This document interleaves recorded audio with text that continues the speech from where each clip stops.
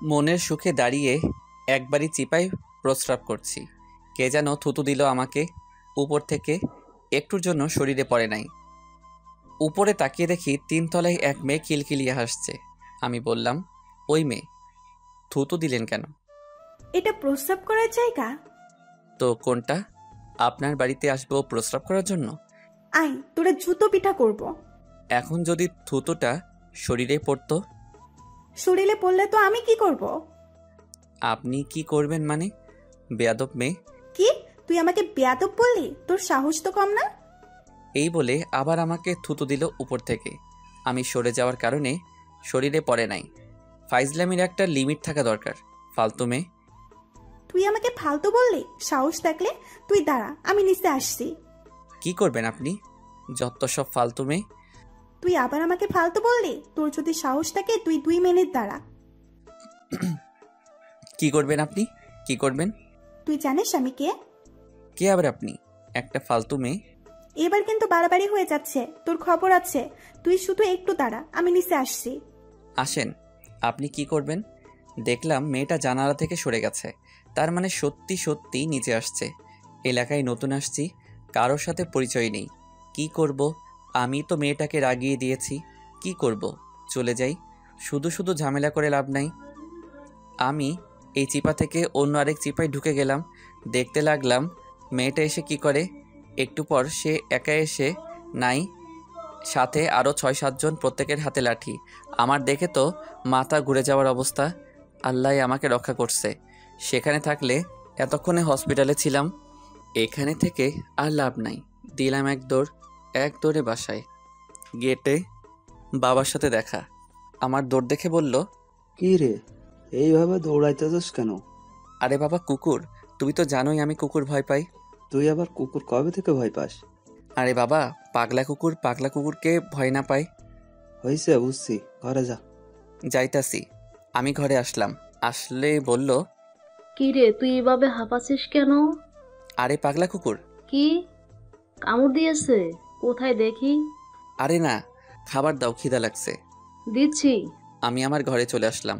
আমি মুরাদ, এবার 24-এ পড়ছি। অনার্স 3rd ইয়ারে। এবার আমাদের বাড়ি নরসিংদী। ঢাকায় ছোটবেলা থেকেই ভাড়া থাকি। এই এলাকায় নতুন উঠেছি। মা ডাক দিল, গেলাম খেতে। খাওয়া দাওয়া করে রুমে এসে দিলাম এক ঘুমে বিকালে মা বলল, যা তো মুরাদ, বাজার থেকে দুধ নিয়ে আস। আমি পারবো না, আপুকে পাঠাও। কি? তুই ছেলে হয়ে তোর আপুকে বলছস বাজারে যাইতে? তাড়াতাড়ি যা, নয়তো তোর বাবাকে বলে দিব।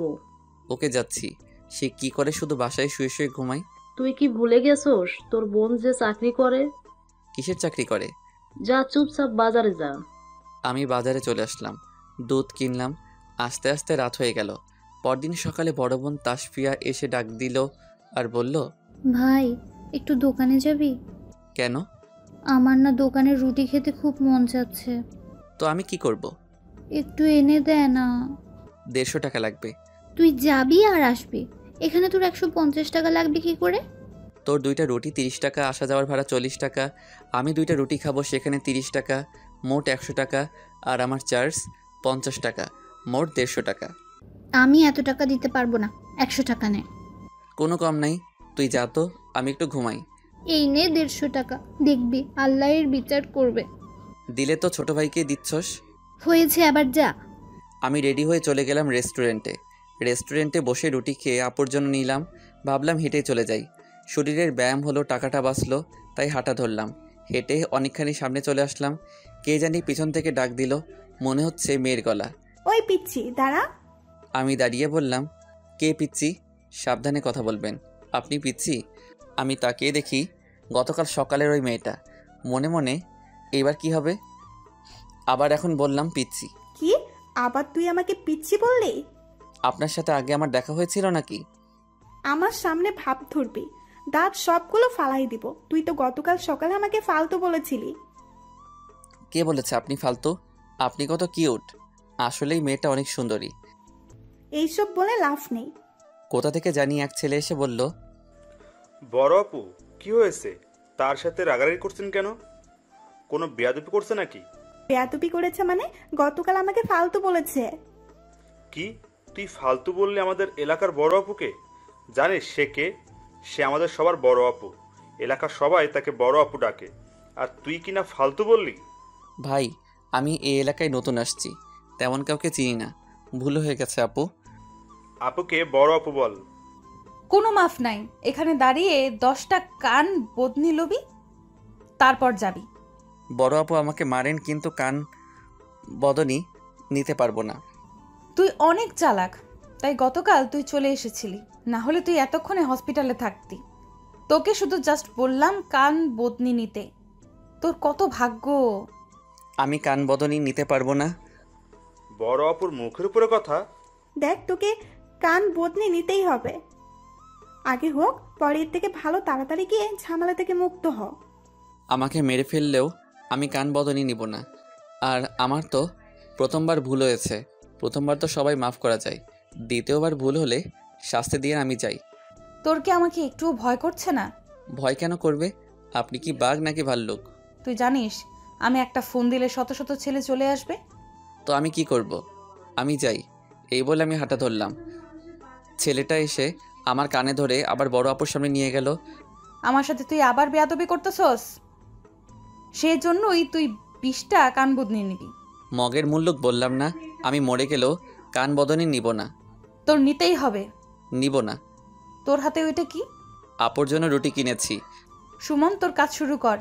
একটু পর আরও 4-5 জন ছেলে আসলো। আসলে দুইজন দুই দিক থেকে কানে ধরে নিচে টানতে থাকে, টানের কারণে বসে পড়ি। তারা আবার উপরে টানতে থাকে, আমি আবার দাঁড়িয়ে গেলাম। এইভাবে আমাকে 20 বার উঠবস করায়। কষ্টে আর ব্যথায় আমার চোখে পানি চলে আসে। কান বদনি শেষ হলে আমি কিছু বললাম না, সোজা হাঁটা ধরলাম। এমন বর্বর মানুষ আমাদের সমাজেও আছে। বড় আপু, তোমাকে আমি দেখে নিব। আমার শরীরে শীতের কাপড় ছিল, তাই কান ডেকে বাসায় প্রবেশ করলাম। আপুকে নিয়ে তার রুটি দিলাম। মনে মনে বললাম, তোর দোয়া কবুল হয়েছে, আমি আমার শাস্তি পেয়ে গেছি। রুমে এসে শুয়ে রইলাম। সারাটা দিন ঘরেই কাটিয়ে দিলাম। বিকেলে বাসার ছাদে গেলাম, গিয়ে দেখি 3 জন মেয়ে বসে আড্ডা দিচ্ছে। সবগুলো মনে হয় 20-এর নিচে, আর নিচে 2-3 জন ছেলে দাঁড়িয়ে আছে। আমাকে দেখে ছেলেগুলো চলে যায়, আর মেয়েগুলো আমার দিকে বাঁকা চোখে তাকায়। তারাও চলে যায়। আমি ছাদের এক কোণে দাঁড়িয়ে আছি। একটু পর আরও 2টা মেয়ে আসলো। আমি দেখে চিনতে পারলাম তাদের মধ্যে একজন বড় আপু। দেখেই মেজাজ বিগড়ে যায়।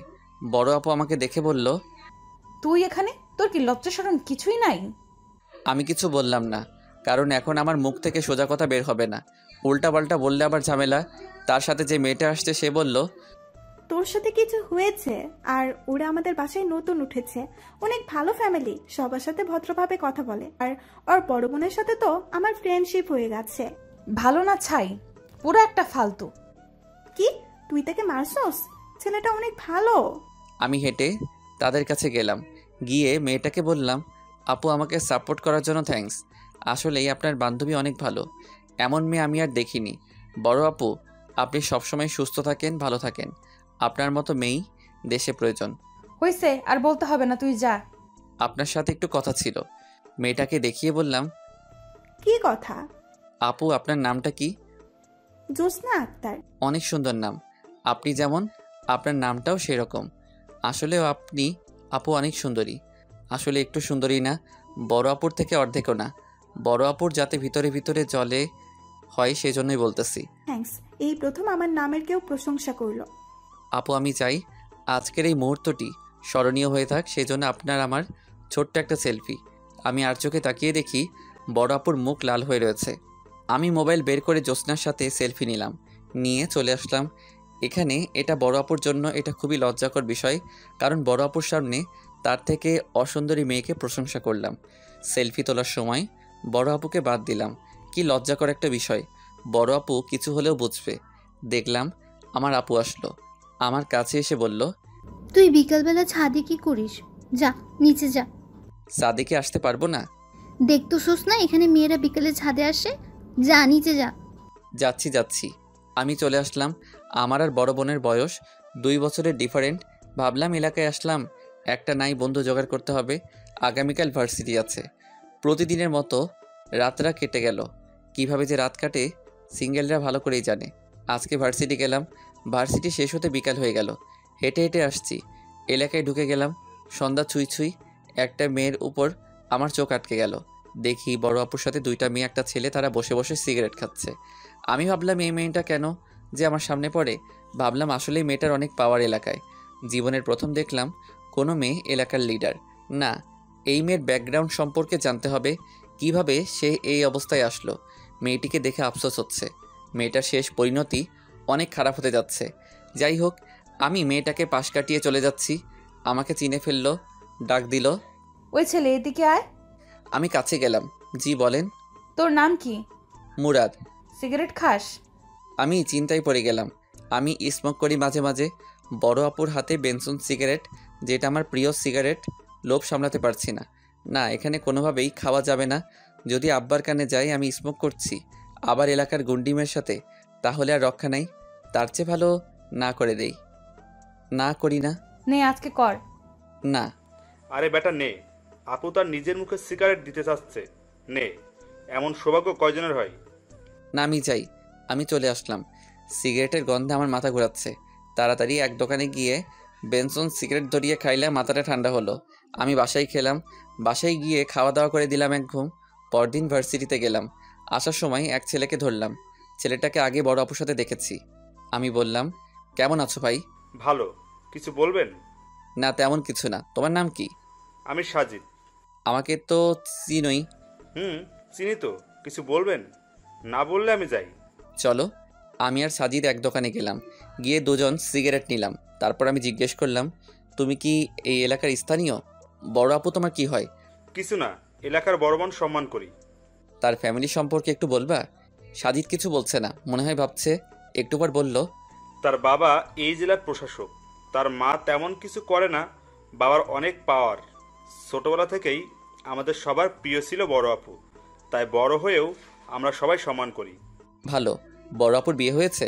না, 2বার বিয়ে ঠিক হয়েছে, পরে কোনো এক ভুল বুঝাবুঝির কারণে বিয়ের দিন বিয়ে ভেঙে যায়, এই আর কি। উনি এত দুঃখ কষ্টের মাঝে নিজেকে ঠিক রাখে কি করে? তা তো বলতে পারি না। কোথায় না যাচ্ছিলা? ওই সামনে। যাও। দেখা হয়ে ভালো লাগলো। সাজিদ চলে গেল। আমি মনে মনে অনেক খুশি, কারণ বড় আপুর সম্পর্কে মোটামুটি সব জানা হয়ে গেল। মেয়েটার ব্যাকগ্রাউন্ড তো ভালো। বড় আপু দিন দিন খারাপের দিকে চলে যাচ্ছে। তাকে এই পথ থেকে ফিরিয়ে আনতে হবে। তার আগে বড় আপুর মন জয় করতে হবে। আমি বাসায় আসলাম। এসে বিকালে ছাদে গেলাম। ছাদের এক কোনায় বসে মোবাইলে গেম খেলছি। একটু পর দেখলাম জ্যোৎস্না আসলো। আমাকে দেখে আমার কাছে এসে হুমড়ি খেয়ে পড়ল। বলল, মুরাদ, তোমাকে তো আমি দেখিই না। কই, আমি তো বাসায় আছি। বড় আপু আসে নাই? না, আমি তো আছি। মনে মনে, ধুর, তোর সাথে কে কথা বলে। ওকে আম্মু ফোন করছে, আমাকে এখন যেতে হবে। আর একটু থাকো। আম্মুর সাথে দেখা করে আসি। আমি চলে আসলাম। মনে মনে বোরিং একটা মেয়ে। গতকাল তো কথা বলছিলাম বড় আপুকে রাগানোর জন্য। ভাবলাম একটা প্রেম করাই দরকার। সারাটা জীবন সিঙ্গেলই থেকে গেলাম, কিন্তু সিনিয়র মেয়ের সাথে করলে অন্তত জ্যোৎস্নার সাথে না। আমার একটু ভালো লাগে না, কেমন যেন। আমি বাসায় এসে রাত্রে পড়ালেখা করে কাটিয়ে দিলাম। পরদিন সকালে গেলাম, ছাদে হাঁটাহাঁটি করলাম। গিয়ে দেখি একটা মেয়ে ছাদের কোণে বসে আছে। আমি ভাবলাম সকাল সকাল ছাদে কি করে। নিজে তাকিয়ে দেখি একটা ছেলে। আমি বুঝতে পারলাম ভালোবাসার টানে শীতকে হার মানিয়ে চলে এসেছে। আমি আশায় যে তাদের সমস্যা হয়েছে সেটা আমি ভালো করেই বুঝতে পারছি। আমাকে দেখে মেয়েটাও চলে যায় ছেলেটার কাছে। দুজনের মন খারাপ। আমি কিছুক্ষণ ছাদে থেকে আমিও চলে আসলাম। আজকে ভার্সিটিতে গেলাম না। দুপুরের দিকে গেলাম ছাদে কাপড় নিয়ে। একই অবস্থা, একটা ছেলে মেয়ে আমাকে দেখে চলে যায়। বিকালে গেলাম, গিয়ে দেখি 3 জন। আমি তাদের সমস্যা করলাম।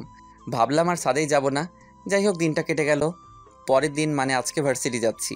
রাস্তায় এক কোনায় বেঞ্চে দেখি বসে বসে সিগারেট টানছে। শরীরে শীতের কাপড় নেই। আমি ওভারটেক করে চলে যাচ্ছি। আমাকে ডাক দিল। যাই হোক, দিনটা কেটে গেল। পরের দিন মানে আজকে ভার্সিটি যাচ্ছি। রাস্তায় এক কোনায় বেঞ্চে দেখি বসে বসে সিগারেট টানছে। শরীরে শীতের কাপড় নেই। আমি ওভারটেক করে চলে যাচ্ছি। আমাকে ডাক দিল। আমি কাছে গেলাম, গিয়ে সালাম দিলাম। ওয়ালাইকুম সালাম। কিছু বলবেন? তুই আমার সম্পর্কে সাজিদকে কি উল্টাপাল্টা জিজ্ঞেস করছস? উল্টাপাল্টা না আপু, আমি শুধু জিজ্ঞেস করছিলাম আপনি কি করে এত সম্মানিত হলেন। বললাম ভয়ে ভয়ে। এসব জেনে তোর কি লাভ? এলাকায় থাকি, বড় আপুদের সম্পর্কে কিছু জানতে হয় না। আর কিছু জিজ্ঞেস করস নাই? হুম। আর কি জিজ্ঞেস করছস?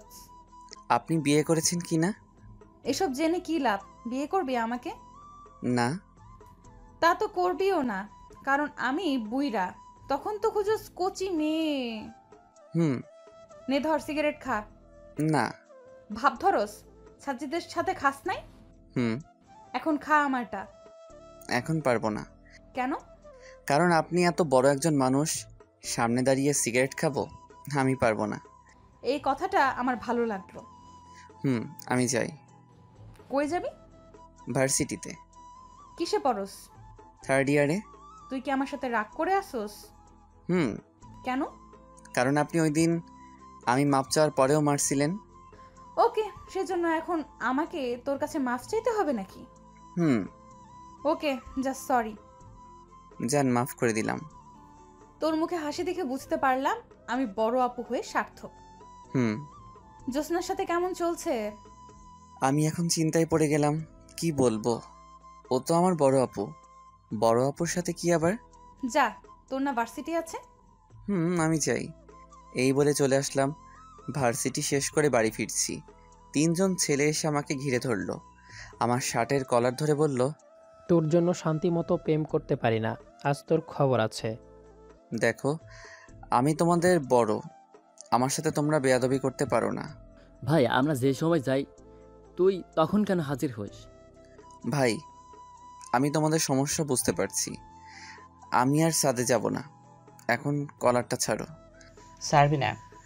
আজকে তার এমন অবস্থা করব যেগুলো দেখে আমাদের জিএপও ভাবতে পারবে তাদের সত্যি অনেক ভালোবাসি। আমার কি মনে হয় জানিস, সে একটু পর পর সাদে যাই, মনে হয় আমাদের গার্লফ্রেন্ডের মধ্যে থেকে কাউকে পটাতে চাই। চোখ তুলে নিব কারোর দিকে তাকালে। দেখো, আমি এলাকায় নতুন আসছি, নতুন কিছু বুঝি না। ভুল টুল হয়ে থাকলে ক্ষমা করে দাও। এখন কলার ছাড়ো। যা, ক্ষমা করে দিলাম। রাজীব, কলার ছাড়। রাজীব নামক ছেলেটা, মানে প্রথম ছেলেটা, কলার ছেড়ে দেয়। ছেড়ে দেওয়ার সাথে একটা ঠাল্লা, কয়েকটা কিল আর লাথি মেরে দৌড়ে পালিয়ে যায়। আমার মনটা খারাপ হয়ে যায়। এলাকায় নতুন আসছি বলে আর কত বিপদের সম্মুখীন হতে হবে কে জানে। শরীরটা ব্যথা করছে। আস্তে আস্তে হাঁটছি। হেঁটে বাড়ির অনেকখানি কাছে চলে আসলাম। রাস্তার পাশে এক বেঞ্চে দেখি বসে আছে বড় আপু। বড় আপুর সকালবেলার আচরণ আমার অনেক ভালো লেগেছে। বড় আপুর কাছে বিচার দিব এই ভাবার সাথে সাথে বড় আপুর ডাক আসলো। ধুর, আজ পর্যন্ত বড় আপুর নামটাই জানা হলো না। আমি কাছে গেলাম। বড় আপু বলল, কি রে, তুই ভার্সিটিতে গেলি হাসি খুশি, আর এখন এভাবে মনমরা কেন? কি আর বলবো আপু, এলাকায় আসছি নতুন বলে আর কত ঝামেলার সম্মুখীন হতে হবে কে জানে। কেন, কি হয়েছে আমাকে বল। থাক, আপনাকে বলে লাভ নেই। আপনি তো অনেক বড়, আপনি আমার পিছে টাইম নষ্ট করবেন না। আমি যাই। এই বলে আমি হাঁটা শুরু করলাম। মুরাদ, দাঁড়া দাঁড়া বলছি, মায়ের না খাওয়ার আগে দাঁড়া। আমি আবার ফিরে এসে বললাম, হুম। কি হয়েছে আমাকে সুন্দর করে খুলে বল। আমি বড় আপুকে সব খুলে বললাম। শেষমেশ বললাম, একটা ছেলের নাম রাজীব। রাজীব ছেলের নাম শুনে বড় আপু চিনতে পারে কে। আর এদিকে বড় আপুর মুখটা রাগে লাল হয়ে যায়। সুন্দরী সাদা মুখটা লাল দেখাচ্ছে আর অপরূপ লাগছে। বলল, রাজীবরা তোরে মারছে? কত বড় সাহস! আজকে তাদের খবর আছে।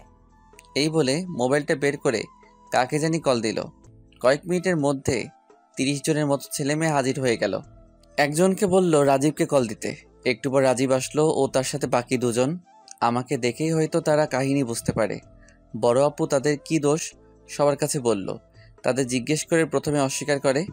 আপু রাগী গলায় কথা বললে সব স্বীকার করে নেয় আর তাদেরকে কয়েকটা চড় দেয় আর আমার সাথে মিলিয়ে দেয় আর বলে জোরে জোরে, এ হলো মুরাদ, এই এলাকায় নতুন এসেছে, কেউ তার সাথে খারাপ ব্যবহার করবি না, সে আজকে থেকে আমাদেরই একজন।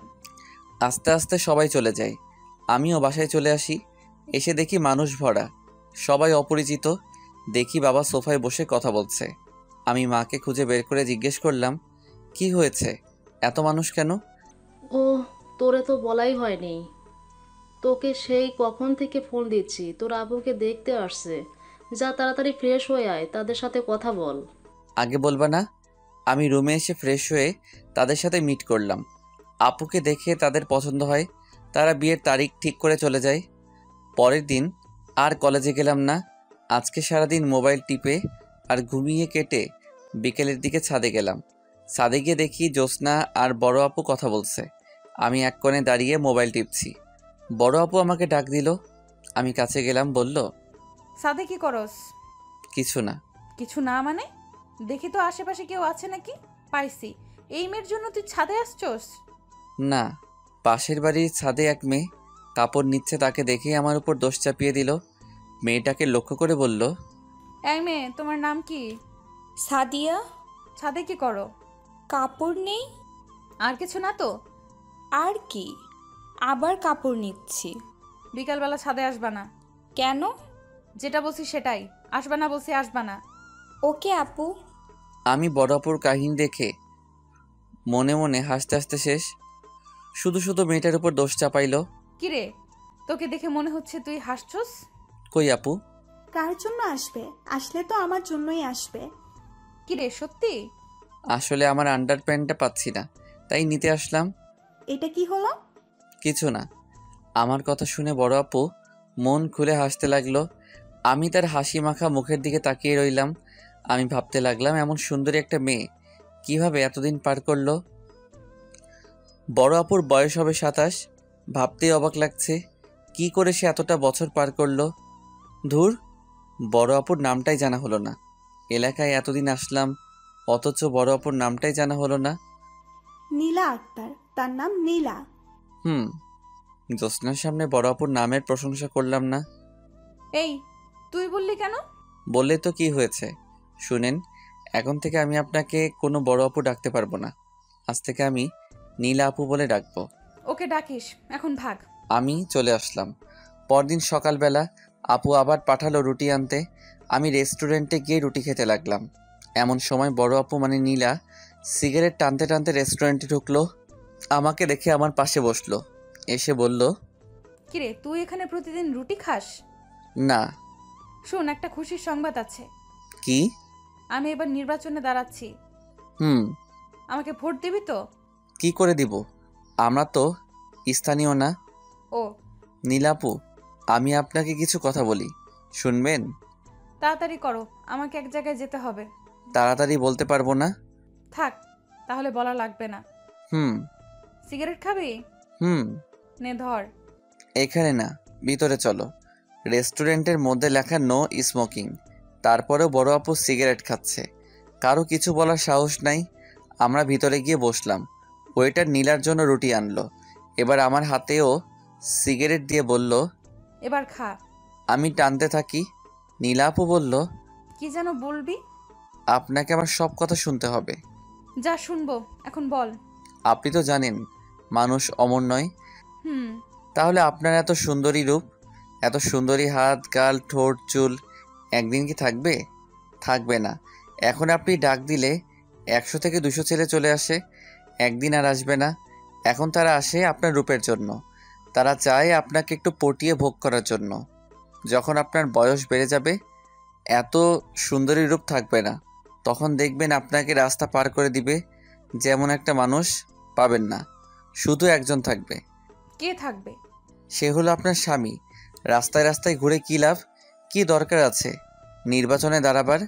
এর চেয়ে ভালো না স্বামীর ঘরে গিয়ে 2-3 বাচ্চার মা হয়ে নিজের সংসারটাকে সাজিয়ে নিজের মতো করে রাখবেন। যখন আপনি বুড়ি হবেন, তখন আপনি আপনার নিজের মতো করে সিংহাসনের মতো সংসারটা পরিচালনা করবেন, যেখানে আপনার সেবা করবে আপনার নাতি নাতনি ছেলেমেয়েরা। তখন দেখবেন রাস্তা পার হওয়ার করার জন্য একজন না, অনেকজনকে পাবেন। আমি একসাথে এতগুলো কথা বললাম। আমি বলা শেষ হলে নীলা কিছু বলছে না, ভাবছে। অনেকক্ষণ পার হয়ে গেল, কিছু বলছে না। একটু পর বলল, কিন্তু আমার তো বিয়েই হচ্ছে না। হবে। আপনি একটু শালীন পোশাক পরেন, প্যান্ট শার্ট না পরে। তারপর যখন আপনি রাস্তা দিয়ে হাঁটবেন, আগে আপনার দিকে তাকিয়েছিল আপনাকে ভোগ করার নেশায়, আর এখন তাকাবে আপনাকে বউ করে ঘরে তোলার নেশায়। বাহ, তুই তো ভালো একটা যুক্তি দিয়েছিস আমাকে বোঝানোর জন্য। তোকে অনেক ধন্যবাদ। এবার ভাগ ভাগ এবার। এই, তার কাছ থেকে বিল রাখবি না। আরে যাবই তো, এভাবে বলার কি আছে? আর একটু থাক না। তোর সাথে না আমার কথা বলতে ভালো লাগে। আমারও। এখন কোথায় যাবি? বাসায় আপুর জন্য রুটি নিয়ে যাব। ভালো। আমি যাই, আমার আবার কলেজে যেতে হবে। যা। আমি চলে আসলাম। নীলা বুঝতে পারছে মুরাদের প্রত্যেকটা কথা ঠিক। এখন কি করবে? আমাকে এখন কে বিয়ে করবে? আমি কি করে সবাইকে ছেড়ে ঘরে বসে থাকবো? আর কেই বা আমাকে বিয়ের প্রস্তাব দিবে? 27টা বছর ধরে আমি অভুক্ত। কে এই কামনার আগুন নিভাবে? মুরাদ ছেলেটা ভালোই, এক কাজ করা যায়, কোনো মতে মুরাদের মাকে পটিয়ে তার কাছে বিয়ে বসতে পারলেই হলো। নীলা মার্কেট থেকে কিছু ড্রেস কিনলো, বাসায় গেল। বাসায় গেলে মা বলল, তোকে খুশি খুশি লাগছে কেন? আজ থেকে তোমাদের কথা মতো চলবো। সত্যি? হুম। তার আগে তোর প্যান্ট শার্ট পাল্টা এটা। আমিও দেখতে পারি না, তোর বাবাও না।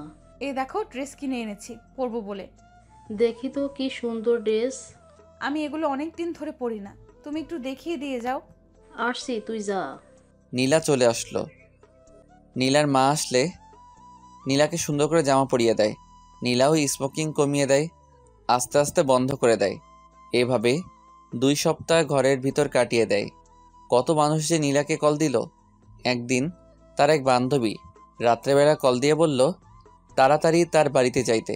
নীলা তার কাছে বলে বের হয়ে গেল। বান্ধবীর বাড়িতে গিয়ে দেখে তার জন্য কেক রেডি। নীলা মনে করে দেখলো আজকে তার জন্মদিন। হারামি বান্ধবীগুলো নীলার জন্য এত কষ্ট করলো। নীলাকে দেখে সবাই অবাক। সবাই বুঝতে পারছে নীলা অনেক চেঞ্জ হয়ে গেছে। বান্ধবীর সাথে নীলা জমিয়ে আড্ডা দিয়ে অনেক রাত হয়ে যায়। সবাই আস্তে আস্তে বাড়ি চলে যায়। নীলাও বাসা থেকে বের হয়ে হেঁটে চলছে, রিক্সা পাচ্ছে না। নিশার অনেক ভয় করছে, কারণ সে 2 সপ্তাহ এদিক দিয়ে আসে না।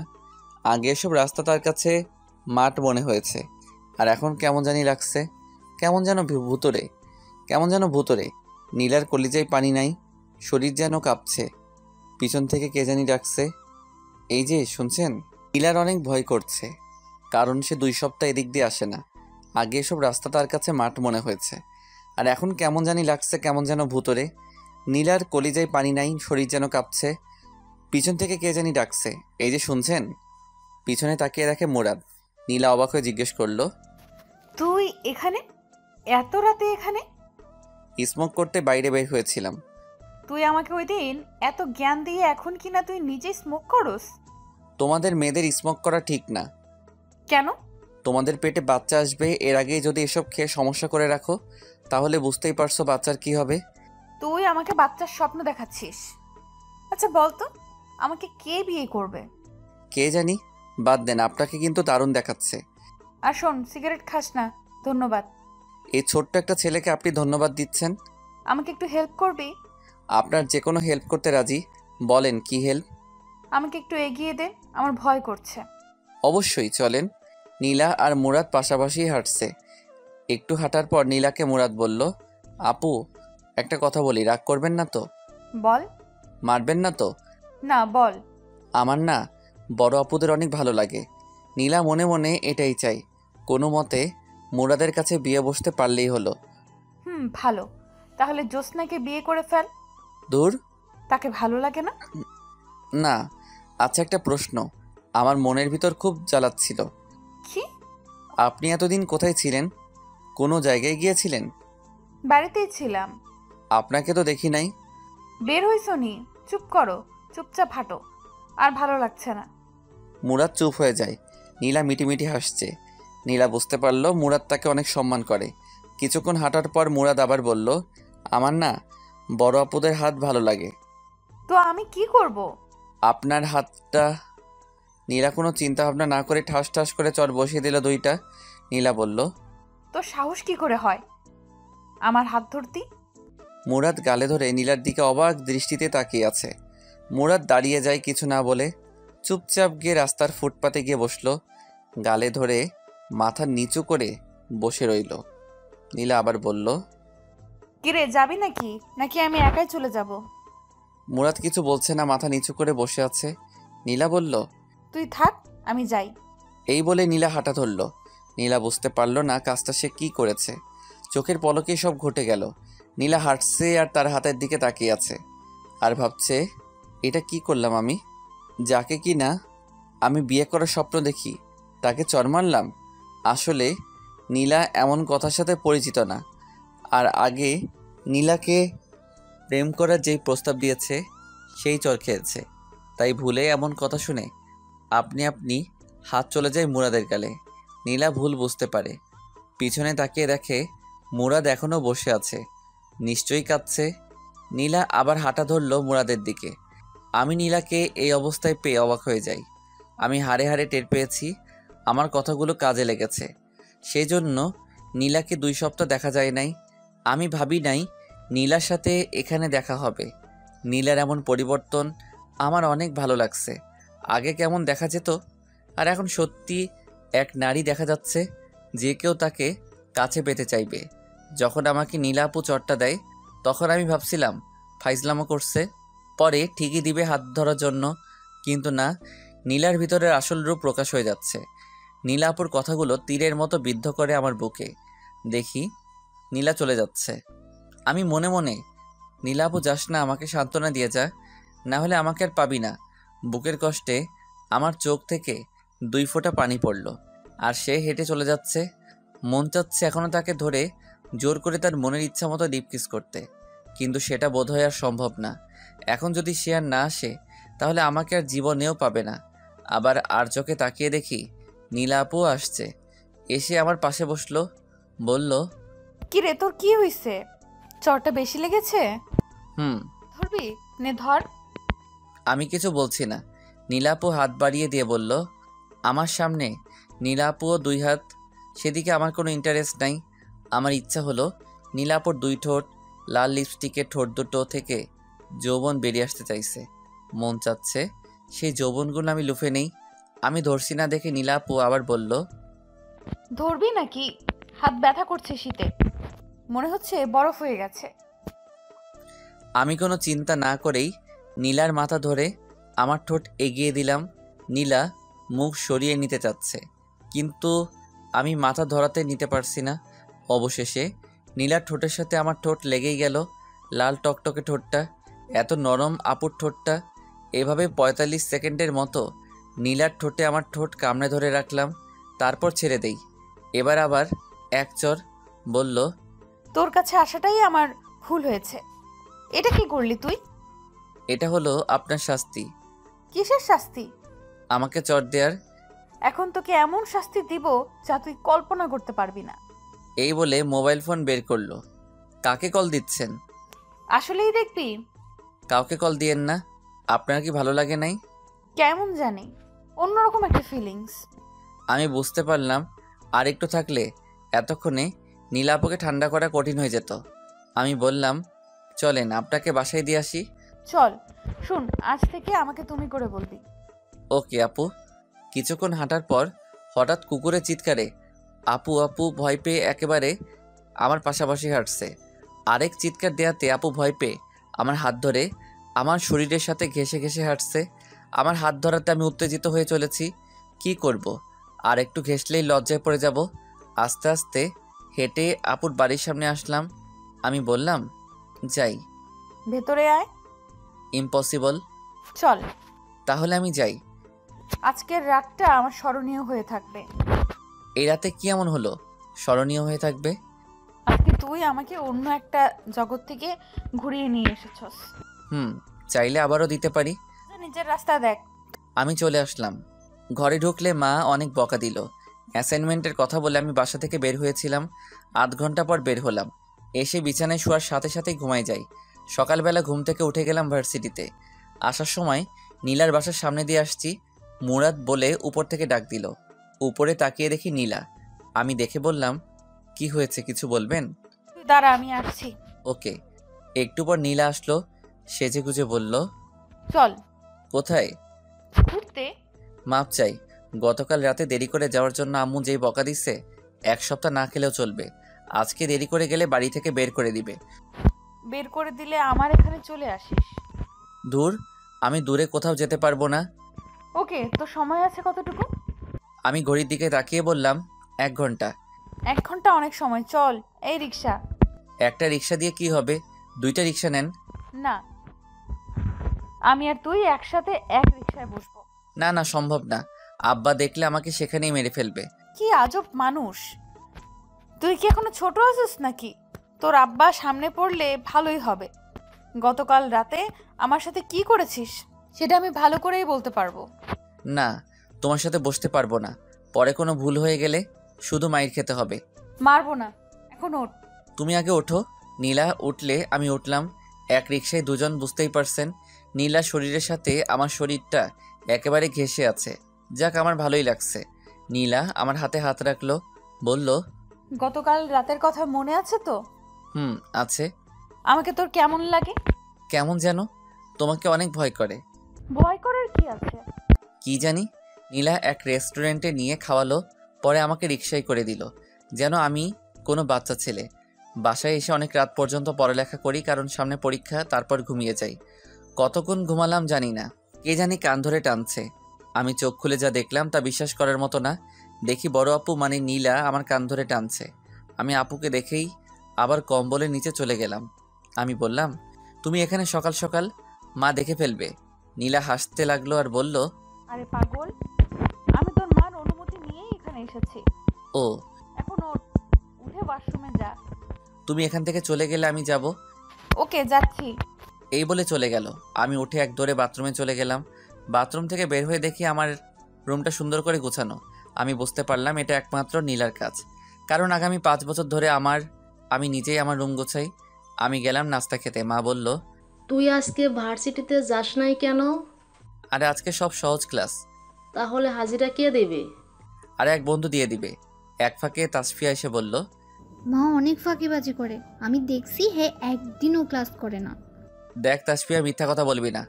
মা, আপু মিথ্যা বলছে। খালি ফাঁকিবাজি। আজকে তোর বাবাকে বলবো। মা, তাহলে আপু দেখছে আমি ক্লাস করি না, তাহলে আপুও চাকরিও করে না। কিরে তাপসিয়া? না মা, না মা, ওই আমি তার ভার্সিটির সামনে দিয়ে যাচ্ছি, তখন দেখছি আড্ডা দিচ্ছে। আগামীকাল থেকে ভার্সিটিতে যাবি, এখন খা। আমাদের এমন ঝগড়া দেখে নীলা মিটিমিটি হাসছে। মা আবার বলল, নীলা, মা তুমি খেয়েছো? হ্যাঁ আন্টি, আমি খেয়েছি। আমি অবাক হচ্ছি নীলা এত তাড়াতাড়ি মাকে কিভাবে ম্যানেজ করলো। আমি খাওয়া দাওয়া করে রুমে শুয়ে শুয়ে মোবাইল টিপছি। নীলা আপু আসলো, চা নিয়ে বলল, প্রথমবার চা বানাইলাম, দেখ তো কেমন হয়েছে। আমি তার হাত থেকে নিয়ে খেলাম, বললাম, ভালো হয়েছে। থ্যাঙ্কস। ওয়েলকাম। আমি আবার মোবাইল টিপায় মনোযোগ দিলাম। বলল, চাটা খেয়ে দে। ও। আমি কিছুক্ষণের ভিতর চা খেয়ে দিয়ে দিলাম কাপ। চলে গেল। আবার 1 ঘন্টা পরে আমি উকি দিলাম তারা কি করে। দেখি নীলা মার মাথা আঁচড়িয়ে দিচ্ছে। মনে মনে এটা কি হলো, এত তাড়াতাড়ি মার কাছে চলে গেল নীলা। আমি কিছু বুঝতে পারলাম না। আমি রুমে এসে আবার শুয়ে রইলাম। কিছুক্ষণ পর নীলা আবার এসে বলল, শুন, আমি চলে যাচ্ছি। কেন? আজকে থেকে যাও। কিছুদিনের ভেতর একেবারে চলে আসব। এত সোজা না। মাকে এনে রাজি করিয়েছ, বাবাকে রাজি করাইবা কি করে? আমার বাবা আছে না, এই জেলার ম্যাজিস্ট্রেট, বাবা মা বলবে তাই হবে। ওকে, পরে দেখা যাবে। শুনো, আগামী শুক্রবার আপুর বিয়ে, থাকবা কিন্তু। ওকে, থাকবো।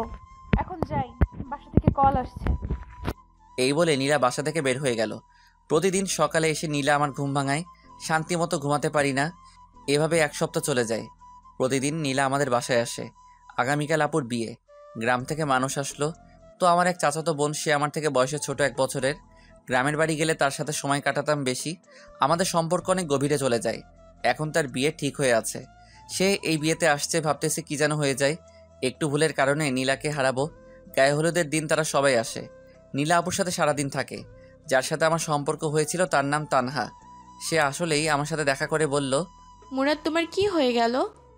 তুমি আমার কোনো খোঁজ খবর নাও না। আসলে সামনে পরীক্ষা তো, তাই এত অবসর থাকি না। তো কেমন আছো? ভালো, তুমি? এই তো আছি। আচ্ছা, তুমি কেমন যেন হয়ে গেছো। আগে আমার সাথে সব শেয়ার করতা। এখন তো করি। কই? এই যে বললাম আমি ভালো আছি। দূর, তুমি আগের মতোই আছো। তোমাদের সাদরে আমাকে দেখাবা। শিওর। এই চাঁদনি আপু। এই চাঁদনি। কাকে ডাকছো? চাঁদনি আপু আপুর ফ্রেন্ড। সে তোমাকে সাদ ঘুরিয়ে দেখাবে।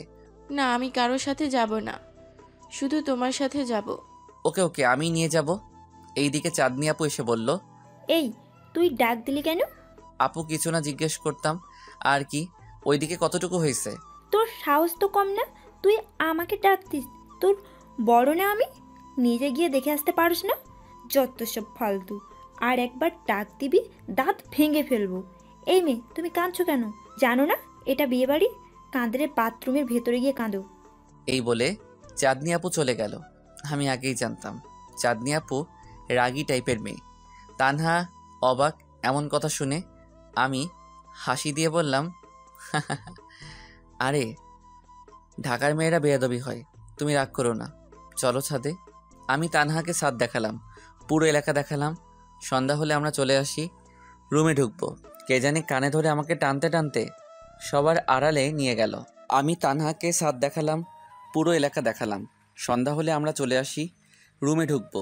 কে জানি কানে ধরে আমাকে টানতে টানতে সবার আড়ালে মানে ছাদে নিয়ে গেল। আমি বুঝতে পারলাম নীলা। আরে অনেক ব্যথা পাচ্ছি, ছাড়ো। আজকে তোকে ছাড়বো না, তোর কান আমি ছিঁড়ে ফেলবো। তাহলে আমিও তোমার ঠোঁটটা ছিঁড়ে ফেলবো। কি বললি? কিছু না। বল বল, না হলে তোর কান আমি আজকে ছিঁড়ে ফেলবো। বলছি কান ছাড়ো। নীলা আমার কান ছেড়ে দেয়। এবার বল কি বললি? বলছি তোমাকে অনেক সুন্দরী দেখাচ্ছে। বাদ দে, এখন বল মেয়েটা কে, তার সাথে তোর এত মিল কি করে?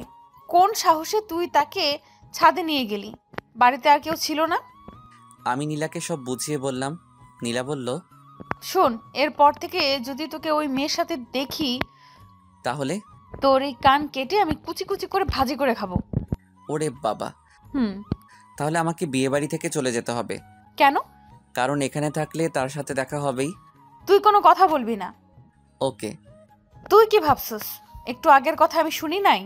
কি শুনছো? তুই বলছিস তুই আমার ঠোঁটে কামড়ে ছিঁড়ে ফেলবি। না, তুমি ভুল শুনছো। নীলা আবার আমার কান ধরে বলল, বল, আর মিথ্যা বলবি? বল বল। না জীবনেও না, কান ছাড়ো, অনেক ব্যথা করছে। নীলা আমার কান ছাড়ে। নীলা আস্তে আস্তে আমার কাছে আসতে থাকে। নীলার লাল লিপস্টিক দেওয়া ঠোঁটটা দেখে আমি লোভ সামলাতে পারিনি। পিছনে হাত দিয়ে চুলের মুঠি ধরে মুখের কাছে এনে আমার ঠোঁটটা লাগিয়ে দিলাম। নীলার চোখ বন্ধ। আমি কোথায় যেন হারিয়ে গেলাম। কত মিনিট হলো জানি না। নীলা 2 হাত দিয়ে আমার মাথা জড়িয়ে ধরল। নীলা যেহেতু গায়ে হলুদের শাড়ি পরেছে তাই তার কোমর খোলা। আমি 1 হাত দিয়ে আস্তে করে নীলার কোমরে হাত রাখলাম। নীলা যেন কেঁপে উঠল। নীলা আমাকে ছাড়ছেই না। নীলার শ্বাস ভারী হয়ে আসছে। কে যেন মোবাইলে কল দিচ্ছে, সেদিকে কোনো খেয়াল নেই। আমারও না, নীলারও না, 2টা কল দিয়ে ফেলেছে। নীলা আমাকে যেভাবে ধরছে ছাড়ার কোনো নাম নেই, যেন এভাবে সারা রাত কাটিয়ে দিবে। এদিকে আমার অবস্থাও খারাপ। এখন কেউ যদি দেখে ফেলে? অবশ্য এখন কেউ এদিকে আসবে না। আমি আস্তে আস্তে নর্মাল হলাম। আমি বললাম, নীলা এবার ছাড়ো, কে জানি কল দিচ্ছে। না, আজকে তোকে সারা রাত এভাবে ধরে রাখবো। আমি এই ফাঁকে পকেট থেকে মোবাইলটা বের করে দেখি মা। আমি রিসিভ করে বললাম, মা আমি আসছি। কোথায় তুই? নীলা আপুর সাথে ছাদে। 1 মিনিটের ভিতরে নিচে আস। ওকে আসছি। নীলা তখন আমাকে জড়িয়ে ধরে রাখছে। নীলা বয়সে বড় হলে কি হবে, উচ্চতায় আমার থেকে ছোট। আমি বললাম, এবার ছাড়ো। কেন জানি তোকে ছাড়তে মন চাচ্ছে না। আমি জানি।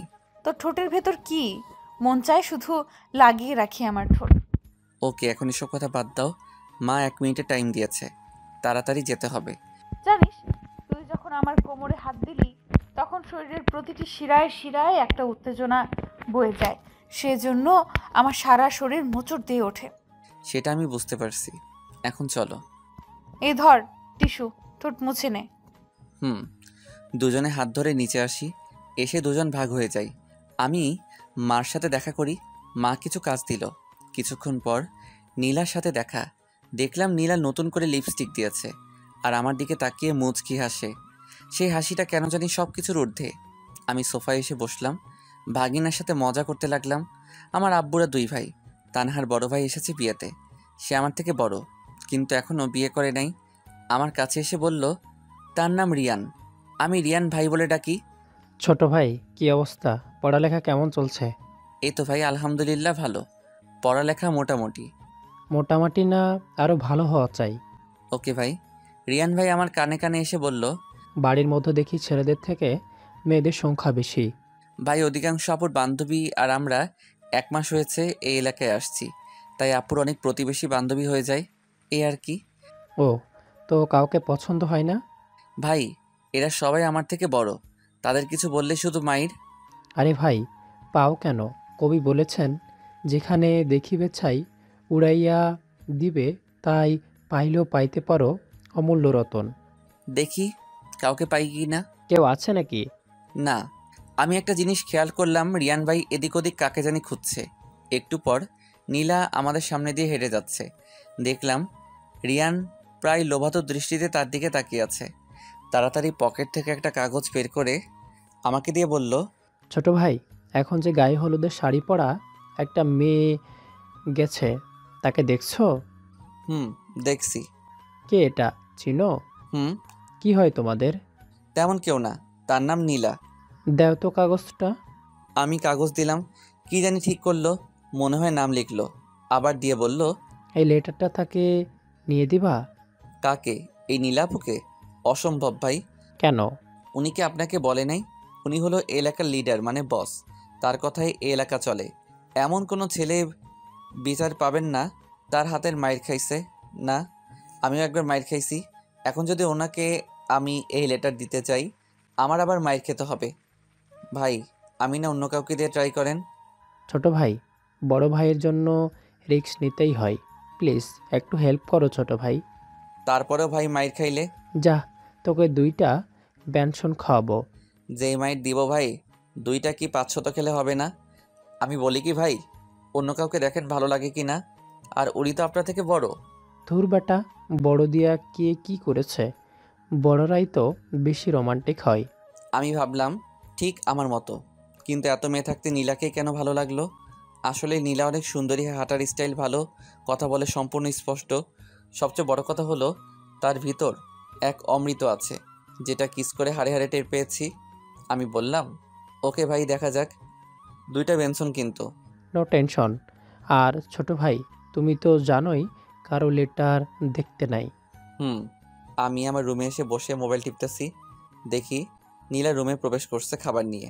খাবার দিয়ে বলল, শোন, রাত হয়ে যাচ্ছে, আমাকে বাসায় চলে যেতে হবে। আজকে থেকে যাও। তোর সাথে থাকতে দিবি তাহলে? অসম্ভব। শুনো, তুমি আর আধা ঘন্টা পর ওই জায়গায় দেখা করবে। রাত হয়ে যাচ্ছে। জরুরি বিষয়। ওকে। নীলা চলে যায়। আধা ঘন্টা পর আমি ছাদে যাই। গিয়ে দেখি নীলা এসে বসে রয়েছে। আমি যাওয়ার সাথে সাথে বলল, কি বলবি তাড়াতাড়ি বল। আমি পকেট থেকে চিঠিটা বের করে দিলাম। নীলা বলল, এটা কি আমাকে দিচ্ছিস কেন? আমার কাজিন দিয়েছে। কি আছে এটাতে? জানি না, খুলে দেখো। ওকে। নীলা পুরোটা পড়ল আর হাসতে লাগলো। আমি বললাম, হাসো কেন? তুই পড়ে দেখ কি লিখছে। না, তুমি পড়ো। তুমি পড়ো, পছন্দ হলে উত্তর দাও। আমি পড়তে পারবো না, অন্যের চিঠি। ভাব ধরস, পড় বলছি। আমি পড়তে লাগলাম। লিখেছে, প্রিয় নীলা, কেমন আছেন? আশা করি ভালো আছেন। আমি রিয়ান, মুরাদের কাজিন। আর আমাকে ভয় পাবেন না, আমি সিম্পল একজন মানুষ। সবচেয়ে বড় কথা হলো, তুমি কে? সরি, তুমি করে বলে ফেললাম। কোন দেশ থেকে এসেছো? আমার মনে হয় তুমি এই পৃথিবীর মানুষ না। তুমি এমন এক গ্রহের মানুষ যেখানে শুধু রূপের চর্চা হয়। সত্যি কথাগুলো বলেই ফেলি, আসলে তোমাকে দেখার পর থেকে আমার জানি কি হয়েছে। তোমাকে ভুলতে পারছি না। এমন একটা মানুষ এখনও কিভাবে একা বাস করে। তোমার হাসি থেকে যেন মুক্ত ঝরে। তুমি সত্যি অপূর্ব। চিঠিটা পড়ার সময় ভাববে তুমি আমার স্মরণে আছো। আমি আমার কথা বলে দিলাম, আমি একজন সিম্পল মানুষ। আমি তোমাকে কখনো হতাশ করব না। আর কি বলবো, তোমার যদি আমার প্রতি বিন্দুমাত্র ইন্টারেস্ট থাকে তাহলে প্লিজ চিঠির উত্তরে হ্যাঁ বলে দাও। মরে গেলেও তোমাকে ছেড়ে যাব না, আই প্রমিস। ইতি, রিয়ান আহমেদ। আমি চিঠি পড়ে বললাম, ভালোই তো লেখলো, কি করবে এখন? আমি কি বলবো, তুই বল। দেখো, চিঠি তোমাকে দিয়েছে, আমাকে না। বলছে তো বিন্দুমাত্র ইন্টারেস্ট থাকলে হ্যাঁ করে দিতা। তোমার সম্পূর্ণ ইচ্ছা। তুমি যদি হ্যাঁ বলো তাহলে কালকে সে তোমাকে বিয়ে করে ফেলবে, আর আমি আরও 2 বছর। কেন জানি নিজেকে অনেক তুচ্ছ মনে হচ্ছে। তোমার সাথে দেখা হওয়ার পর শুধু ঝগড়া লেগেই আছে আমার। পারলাম না তোমার একটু প্রশংসা করতে। আমি তোমার যোগ্য না। আমি পকেট থেকে কলম বের করে দিয়ে বললাম, হ্যাঁ করে। নীলা ঠাস করে চর মারল আমাকে। বলল, আর একটা কথা বলবি, চড়াইয়া দাঁত সবগুলা ফালায় দেব। না। নীলা আমার হাত থেকে কলম নিয়ে চিঠির মধ্যে লিখল, ডোন্ট ইন্টারেস্টিং লিখে বলল, এটা নিয়ে তাকে দিবি। তোর কাজিন না হলে এতক্ষণে সে হসপিটালে থাকতো। তাকে গিয়ে বলবি যেন আমার আশেপাশে না আসে। এই নীলা শুধু তোর। বল নীলা, তুমি শুধু আমার। বল বলছি। নীলা, তুমি শুধু আমার। ঠিক আছে, আমাকে বাড়িতে দিয়ে আসবি না? আজকে থেকে যাও। কোথায় থাকবো? জ্যোৎস্নার কাছে থাকো। এই বুদ্ধিটা আমার মাথায় আসে নাই। দাঁড়া, বাড়িতে ফোন করে বলে দেই। না। নীলা ফোন করলো। কথার স্টাইল দেখে বুঝলাম বাড়ি ফিরে যেতে হবে নীলাকে। নীলা এসে বলল, না রে, আজকে থাকা হবে না। ওকে, তুমি নিচে গিয়ে রেডি হও, আমি আসছি। ওকে। নীলা চলে গেলে আমি রিয়ান ভাইয়ের সাথে দেখা করি। আমি চিঠি দিয়ে বললাম, তাড়াতাড়ি 2টা বেনসনের টাকা দেন। আরে দাঁড়া, দেখি কি লিখেছে। রিয়ান ভাই খুলে দেখলো। আমি বললাম, আমার গালের দিকে তাকান। রিয়ান ভাই আমার গালের দিকে তাকিয়ে বলল, তোরে দেখি আসলেই মারছে। তুই কাজটা কর, 1 প্যাকেট ব্যঞ্জন নিয়ে আয়, আজ সারা রাত 2জনে খাবো। এতগুলো আব্বা দেখতে পারলে বাড়ি থেকে বের করে দিবে। ওকে, এখানে টাকা আমার জন্য অন্তত একটা নিয়ে আয়। ওকে। আমি চলে আসলাম। এসে নীলার সাথে দেখা করলাম। চলো, মাকে বলছো? আমি আর নীলা একসাথে এক রিক্সায় উঠে নীলার বাসার সামনে নামলাম। আমি বললাম, তাহলে আমি যাই?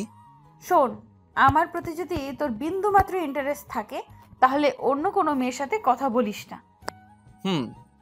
আমি চলে আসলাম। একটা বেনসনকে আরেকটা কাজিনের জন্য নিয়ে আসলাম। রাতে 2জন একসাথে শুইলাম। রিয়ান ভাই বলল, ছোট ভাই, আমি নীলাকে পটিয়ে বিয়ে করে বাড়িতে নিয়ে যাব। দেখেন ভাই, আমাকে এসবের মধ্যে জড়িয়েন না। এই আপু যে চট দিয়েছে তার মনে হয় একটা লড়তেছে। তার চড়ও অনেক ভালো লাগবে আমার। ভাই, পরে মাইর খাইলে আমি কোনো হেল্প করতে পারবো না। তোরা মেয়েদের এত ভয় পাস? ভাই, এটা গ্রাম না যে ছেলেদের দেখে মুখে ঘুমটা দিয়ে চলে যাবে। দেখা যাবে। দেখেন, আমি ঘুমাই, অনেক ঘুমিয়ে ধরছে। আমি ঘুম থেকে উঠে দেখি রিয়ান ভাই এখনো ঘুমাচ্ছে। কে জানি দরজায় টোকা দিচ্ছে। আমি জিজ্ঞেস করলাম, কে? ওপার থেকে বলল, আমি তানহা, দরজা খুলো। আমি বললাম, আধা ঘন্টা পর। আর টোকা দেয় নাই। আমি ওয়াশরুমে গেলাম। বের হয়ে দেখি রিয়ান ভাই এখনো ঘুমাচ্ছে। রিয়ান ভাইয়ের ভবিষ্যতের চিন্তা করে আমার অনেক কষ্ট হচ্ছে। তার কপালে মনে হয় মাইর আছে। নীলাকে যদি আর কিছু বলে সে, তাহলে মাইর আছে তার কপালে। আমি আগেই কথা বলে আমার দোষটা ভেঙে ফেলেছি। আমার উপর কোনো দোষ দিতে পারবে না। আমি রিয়ান ভাইকে ডাক দিয়ে নতুন কাপড় পরে ঘর থেকে বের হলাম। টেবিলে গিয়ে বসলাম। ও মা, কেউ খাবার দিচ্ছে না। সবাই যার যার কাজে ব্যস্ত। আমার দিকে কেউ তাকাচ্ছেও না। নীলাও আসে নাই। হঠাৎ কোথা থেকে জানি তানহা আমার জন্য খাবার নিয়ে আসলো। ধন্যবাদ। আমি এটা এমনিতেই করতাম। তুমি এত কম কথা বলো কেন? আমি মনে মনে ভাবতেছি, এখন যদি নীলা আপু দেখে ফেলে তাহলে শেষ। আমি মায়ের খেতে খেতে যান শেষ। তারপর আবার তাকে হারিয়ে ফেলবো। আমি প্লেটের মধ্যে খাবার নিলাম, চলে আসবো রুমে। টেবিল থেকে উঠলাম। তানহা আমার হাত ধরে ফেললো আর বলল, কোথায় যাও? রুমে। এখানে বসে খাও।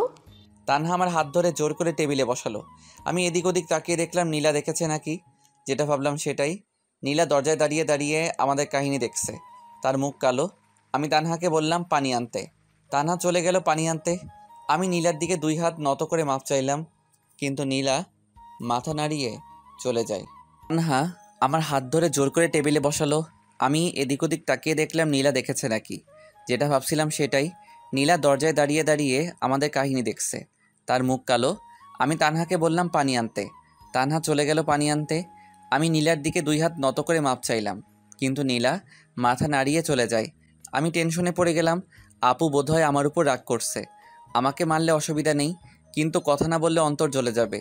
সব দোষ তানহার। সে যে কেন আমার পিছে আসে আমি বুঝতে পারছি। তানহা আমাকে পছন্দ করে, কিন্তু অনেক দেরি হয়ে গেছে। তারও বিয়ে ঠিক হয়ে গেছে, আর আমিও বড় আপুকে পেয়ে গেছি। মন চাচ্ছে তানহাকে ইচ্ছে মতো বকা দিতে। তানহা এসে বলল, এই নাও পানি। আবার ভাবলাম, না, তার কয়েকদিন পরে বিয়ে, তাকে কষ্ট দেওয়া ঠিক হবে না। আবার যদি বদদোয়া দেয়। আমি হেসে বললাম, থ্যাঙ্কস। আমি যতক্ষণ খেলাম তানহা আমাকে এটা ওটা দিয়ে হেল্প করলো। আমি খাওয়া দাওয়া করে চলে আসলাম। নীলাকে খুঁজতেছি, বাসায় পেলাম না। তার মানে সাদে যাব। গেলাম সাদে গিয়ে দেখি নীলা আর আমার আপু, চাঁদনি আপু, জ্যোৎস্না আপু, আরও কয়েকজন। আমি এক কোণে বসে রইলাম। তারা সবাই সেজেগুজে বসে আড্ডা দিচ্ছে। চাঁদনি আপু আমাকে ডাক দিয়ে বলল, এই পিচ্চি, আমাদের ছবি তুলো তো। কি? আমাকে পিচ্ছি বলল? কিছুই করার নেই, এখানে সবাই আমার বড়। তারপরেও আমি রিয়্যাক্ট করে বললাম, আপু আমি পিচ্ছি না, আমার বয়স 24, প্রায় আপনার সমান। নীলা আপু বললে মানায়, আপনি না। তারপরও তুই পিচ্চি। আপু, তোর বান্ধবীটাকে কিছু শিক্ষাতে পারিস না? এই চাঁদনি, বাদ দে তো, এখন ছবি তোল। আমি আপুর মোবাইল দিয়ে তাদের ছবি তুললাম একসাথে। নীলার মুখে কোনো হাসি নাই। নীলা এখনও রাগ করে আছে। আমি ছবি তুলে চলে আসলাম। আবার এক কোণে এসে দাঁড়ালাম, আর চোখে নীলার দিকে তাকাচ্ছি। সবাই চলে যেত তাহলে মাপ চাইতাম। দেখলাম রিয়ান ভাই আসছে। কিরে সাদে, কি করস? হাওয়া খেতে। হাওয়া নাকি অন্য কিছু? আরে না। ছোট ভাই, তোদের এখানে দিয়ে টাটকা ফুল পাওয়া যায়, আমি জানতাম না। একটা লাল গোলাপ ফুল বের করে দেখালো। আমি ভাবতে লাগলাম এমন সময় ফুল ফুল দিয়ে কি করবে? কাউকে প্রপোজ করবে নিশ্চয়ই নীলাকে। হায়রে আমার কপাল, এখন যদি নীলা অ্যাকসেপ্ট করে ফেলে তারপর আমি কি করব? রিয়ান ভাই বলল, ছোট ভাই, অসাধ্য সাধনা ফেলি। যান দেখেন। রিয়ান ভাই তাদের সামনে গিয়ে নীলা আপু বলে ডাক দিল। নীলা আপু রিয়ান ভাইয়ের কাছে আসলো। রিয়ান ভাই বসে তাকে প্রপোজ করলো। নীলা খুশিতে মুখ ঢেকে ফেলে। রিয়ান ভাইয়ের হাত থেকে নীলা ফুল নেয় হাসি মুখে আর ধন্যবাদ দেয়। আমার ভিতরটা জ্বলে যাচ্ছে। সামান্য তানহার সাথে কথা বলাতে আমাকে এত বড় শাস্তি দিচ্ছে। নীলা আর রিয়ান ভাই সাদের অন্য আরেক কোণে চলে যায়। গিয়ে তারা দুজনে হাসতে হাসতে কথা বলছে। এদিকে কষ্টে আমার চোখ থেকে পানি গড়িয়ে পড়ল। তার মানে কি নীলা আমাকে ছেড়ে দিয়েছে? এটা অসম্ভব। আমরা দুজন একসাথে কিস করেছি, এত তাড়াতাড়ি নীলা এগুলো ভুলে গেল? আমার মনে হচ্ছে নীলা আসলে আমাকে ছেড়ে দিয়েছে, না হলে প্রপোজ অ্যাকসেপ্ট করতো না। যাই হোক, যা হওয়ার হয়ে গেছে। কষ্টে আমার চোখ থেকে আরেক ফোঁটা পানি গড়িয়ে পড়ল। চাঁদনি আপু এসে বলল, এই তুই দেখি কাঁদতেছিস। কোথায়? মিথ্যে বলিস কেন? দেখ তোর চোখে পানি। আসলে হয়েছে কি, আজকে তো আপু আমাদের ছেড়ে চলে যাবে অন্যের ঘরে। আমরা আর সেই ঝগড়া করতে পারবো না। সে আগের দিনগুলো হারিয়ে যাবে। দূর বোকা, সে জন্যই তোকে আমি পিচ্ছি বলি। এত কাঁদার কি আছে? আমি ভাবছিলাম তোকে পিচ্ছি বলাতে তুই কাঁদছিস। তুই না অনেক কিউট। তুই যদি আমার সমান কিংবা আমার থেকে বড় হইতিস তাহলে এতদিনে তোকে আমি বিয়ে করে ফেলতাম। কাঁদিস না। তারা সবাই চলে যাচ্ছে। তাসফিয়া নীলাকে ডাক দিয়ে বলল, কি রে নীলা, যাবি নাকি নাকি এখানেই সারাদিন কাটিয়ে দেবে? আসছি, দাঁড়া। দেখলাম নীলা আপু নাম্বার দিল। এসব করার কি দরকার ছিল? তারা সবাই চলে যায়, আমিও চলে আসি। এসে নিজের রুমে কম্বল গায়ে দিয়ে শুয়ে থাকি আর চোখ থেকে পানি পড়ছে।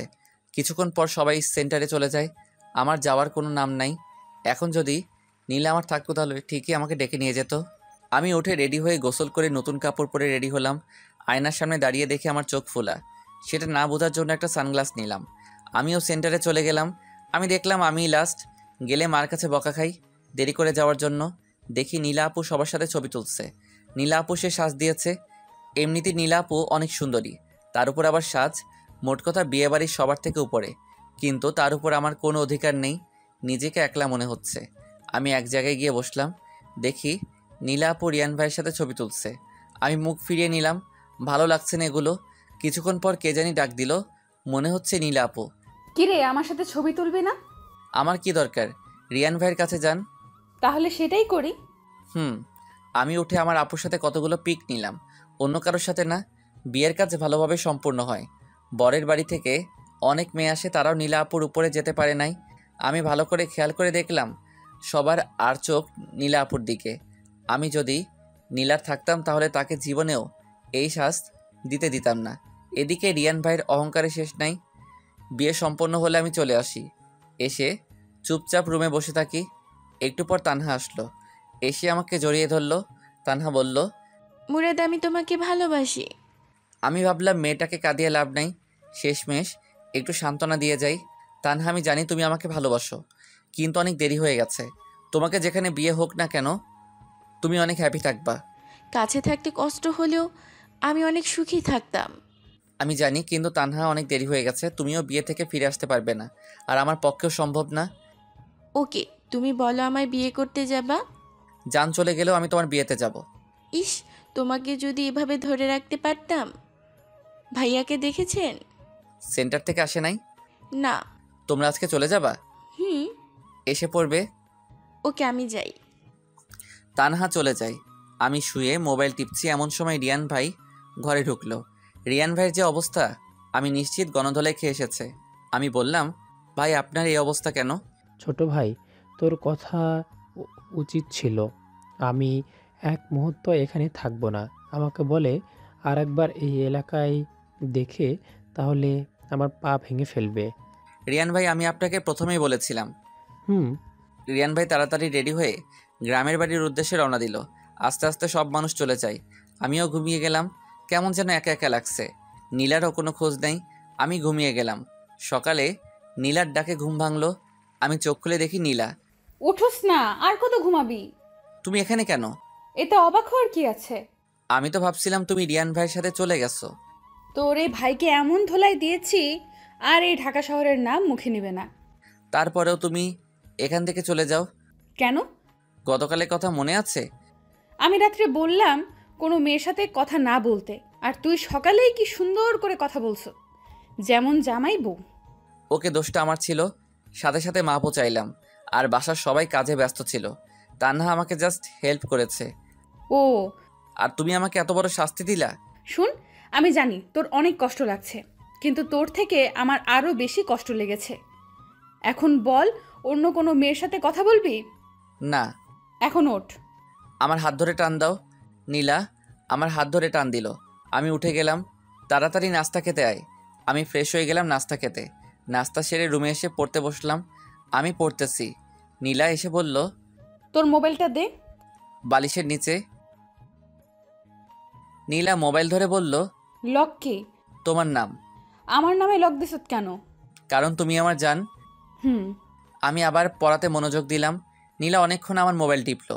আমার পড়া শেষ হলে আমি চেয়ার থেকে উঠলাম। নীলা বলল, পড়া শেষ?